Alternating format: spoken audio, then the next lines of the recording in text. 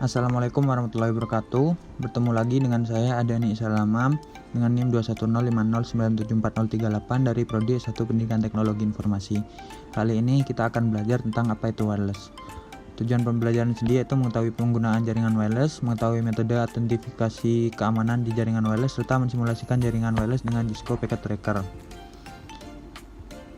Pengertian, wireless adalah jaringan nirkabel menggunakan gelombang radio seperti ponsel, televisi, radio, dan wifi laptop. Wireless internet adalah layanan internet yang dapat diakses tanpa koneksi kabel fisik ke komputer menggunakan internet. Cara kerja jaringan wireless sendiri yaitu adaptor wireless komputer menerjemahkan data menjadi sinyal radio dan mengirimkan atau memancarkan menggunakan antena. Router wireless menerima sinyal dan melakukan dekode data. Router mengirimkan informasi ke internet, koneksi kabel Ethernet dan terhubung ke komputer penerima. Komponen jaringan wireless yang pertama yaitu sinyal radio atau radio signal, yang kedua format data atau data format, yang ketiga yaitu struktur jaringan atau network structure. Kemudian macam-macam keamanan jaringan wireless. Yang pertama WPA-PSK atau Wi-Fi Protected Access Preset Key adalah pengamanan jaringan nirkabel dengan menggunakan metode WPA-PSK jika tidak ada autentikasi server yang digunakan. Yang kedua yaitu WEP atau Word Equivalent Privacy atau Shared Key adalah suatu metode pengamanan jaringan nirkabel, disebut juga dengan Shared Key Authentication. Yang kemudian yang ketiga yaitu WPA atau Wi-Fi Protected Access adalah suatu sistem yang juga dapat diterapkan untuk mengamankan jaringan nirkabel. Kemudian frekuensi Wi-Fi, frekuensi 2,4 GHz. Frekuensi 2,4 GHz atau 2400 MHz adalah frekuensi atau sinyal yang sudah sejak lama kita gunakan pada umumnya. Yang kedua itu ada frekuensi 5 GHz. Frekuensi 5 GHz adalah teknologi yang lebih baru sebagai jawaban terhadap banyaknya pemakaian frekuensi 2,4 GHz.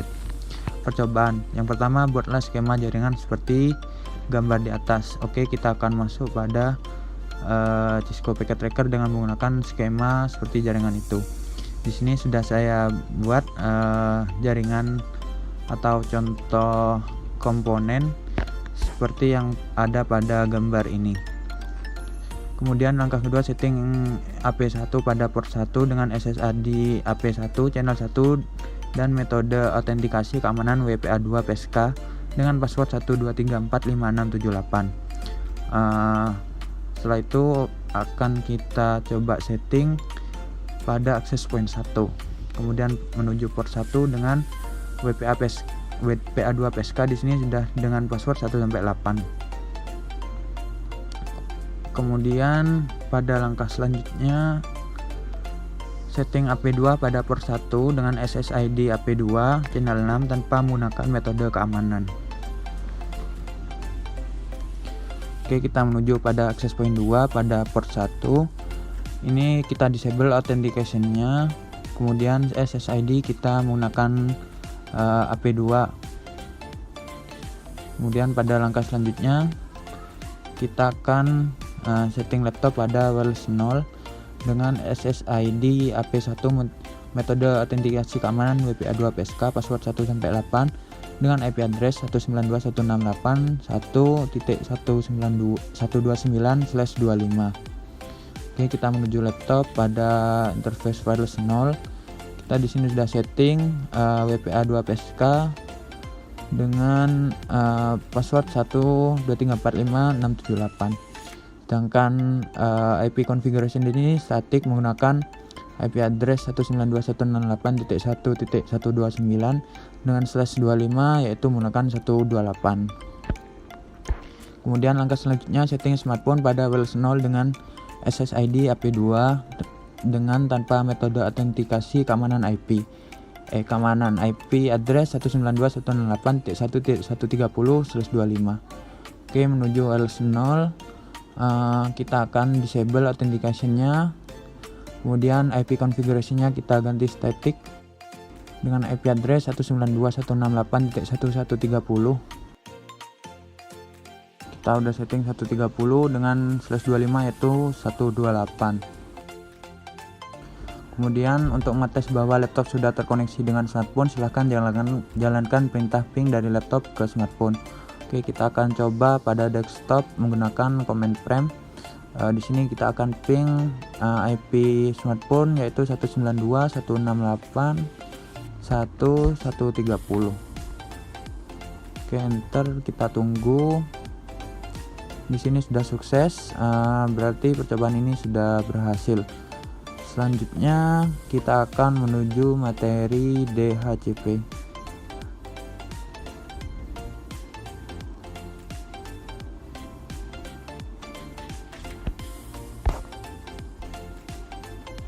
DHCP atau Dynamic Configuration Protocol. Tujuan yang pertama yaitu memahami fungsi DHCP server dan klien. Yang kedua, mensimulasikan DHCP server dan klien dengan Cisco Packet Tracker. Pengertian DHCP sendiri yaitu layanan yang secara otomatis memberikan nomor IP kepada komputer yang mintanya. Komputer yang memberikan nomor IP disebut sebagai DHCP server, sedangkan komputer yang minta disebut sebagai DHCP klien. Cara kerja DHCP menggunakan 4 tahapan proses untuk memberikan konfigurasi nomor IP. Yang pertama, DHCP discover. Klien meminta nomor IP ke server atau broadcast mencari DHCP server. Yang kedua yaitu DHCP request. Klien memilih penawaran DHCP server yang pertama diterima dan kembali menggunakan broadcast dengan message menyetujui peminjaman tersebut kepada DHCP server.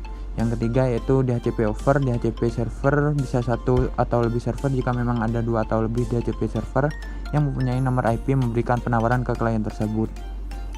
Selanjutnya DHCP acknowledgement. DHCP server yang memang memberikan jawaban atas pesan tersebut berupa konfirmasi nomor IP dan informasi lain kepada klien dengan sebuah acknowledgement.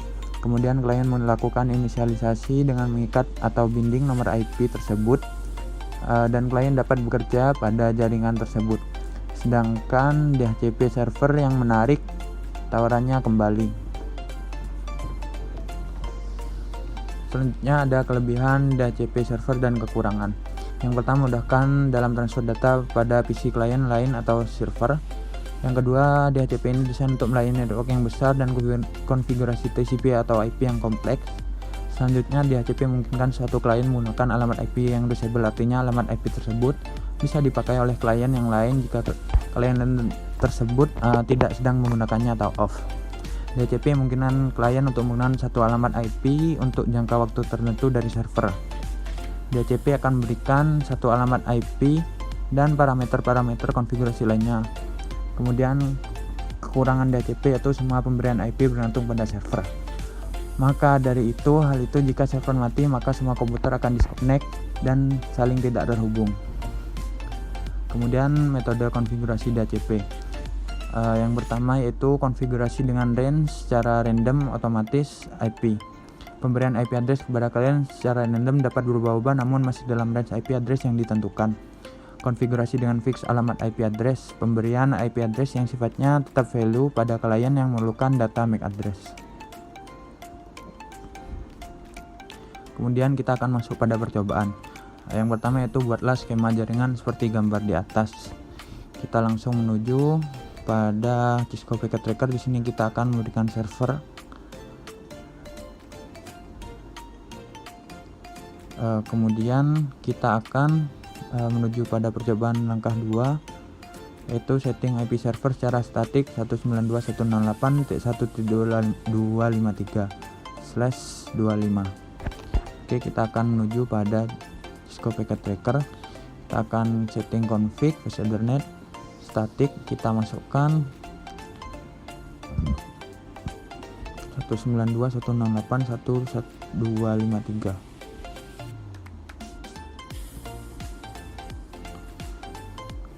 Karena ini /25 maka kita akan ganti 128. Oke, sudah on. Kita akan pada langkah 3 yaitu aktifkan DHCP server dengan konfigurasi seperti gambar. Oke, kita lupa menyambungkan dengan kabel. Kita akan sambungkan terlebih dahulu. Kemudian kita akan menuju service DHCP. Kita on kan terlebih dahulu. Kemudian kita akan aktifkan DHCP dengan konfigurasi seperti gambar. Di sini akan kita ganti 128 pada start IP address dengan 151. Kemudian subnet mask sudah benar dan maksimum number of user diganti 50. Kemudian pada percobaan keempat kita akan save dulu di sini.